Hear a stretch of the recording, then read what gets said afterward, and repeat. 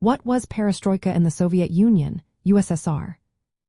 Imagine a country trying to fix itself from the inside out, changing old habits and rules to become more modern. That's what happened in the Soviet Union during the mid-1980s. Mikhail Gorbachev, the leader at the time, wanted to make big changes. The word perestroika means restructuring in Russian. It was a set of reforms aimed at improving the economy and politics. The Soviet economy was stuck in a rut. Production was slow, and shortages were common. Gorbachev decided to give more power to local factories and managers.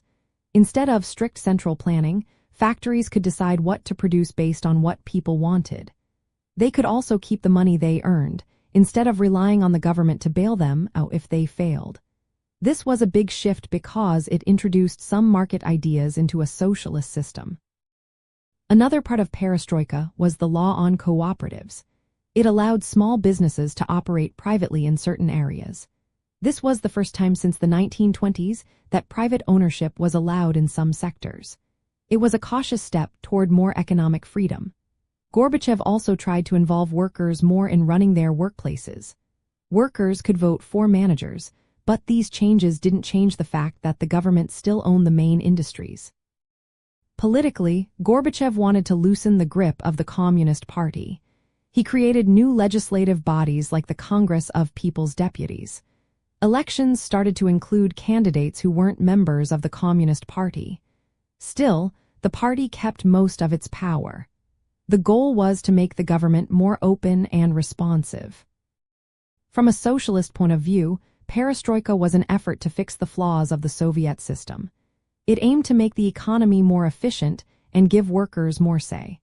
But it still kept the core idea that the state owned the major industries. Many hoped these reforms would lead to a more democratic and effective socialism. Others worried they wouldn't go far enough and might even bring back some capitalist ideas. In practice, these reforms led to big changes in society. The policy of Glasnost, or openness, was part of the package. People could speak more freely and share ideas. However, the reforms faced resistance from bureaucrats who didn't want to lose control. The economy didn't improve as planned, and the mix of market ideas and political change created instability. This process helped weaken the Soviet Union and contributed to its eventual collapse in 1991. So, perestroika was a major attempt to reshape the Soviet Union's socialist system. It aimed to make it more efficient and responsive but also opened the door to new challenges.